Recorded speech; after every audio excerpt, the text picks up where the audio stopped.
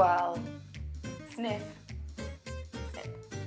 Yeah. Sip again. That's it. Sip. And keep sipping. Then just chug. Sip, sip, sip. Chug, chug, chug. Okay, so basically, when you're looking at your wine, there are things that you can observe. For example, the age of a wine is often shown in its colouring and potentially winemaking techniques as well. So red wines will generally get paler as they age, white wines will generally get darker as they age. But for the sake of this chat, you're probably not doing a blind tasting where you're trying to guess what's in your glass. You could probably just look at your wine label. So yes, have a look. You can probably say if it's young, old, maybe you can guess some of the winemaking techniques. You can see if it's dark, deep coloured or light coloured. And I've seen people hold wine up to the light, and I have to admit I've done it myself and not been entirely sure.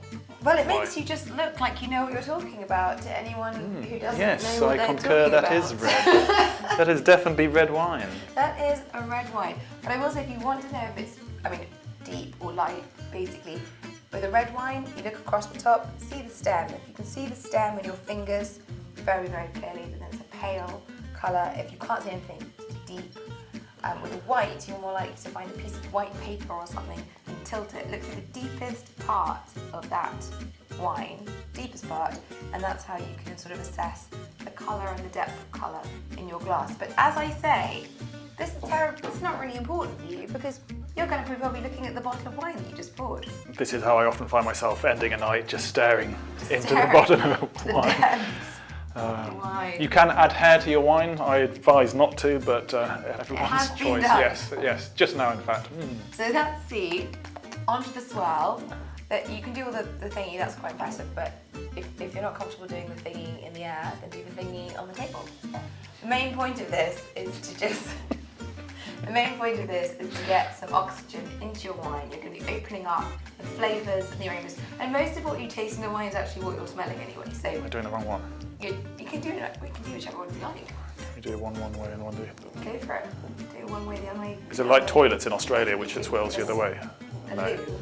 Yes. Anyway, so basically, you're not going to be playing musical classes just yet. So essentially, you do the swirl, and then you have a sip.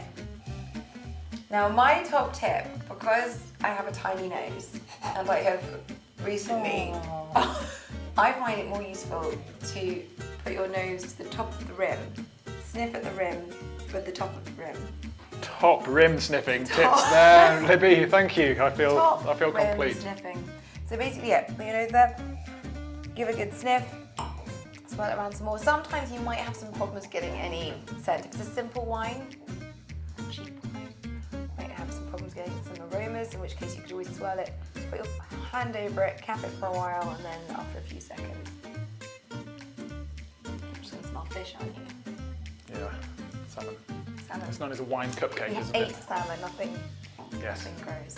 That's the sniffing tip. My sniffing tip is nose to the top rather than the bottom. You're going to get more of the aromas. And then you're going to sip. And you're going to do something which makes you look a bit stupid. Tune in for the final part of episode 1 where Libby actually lets me have a drink. Finally!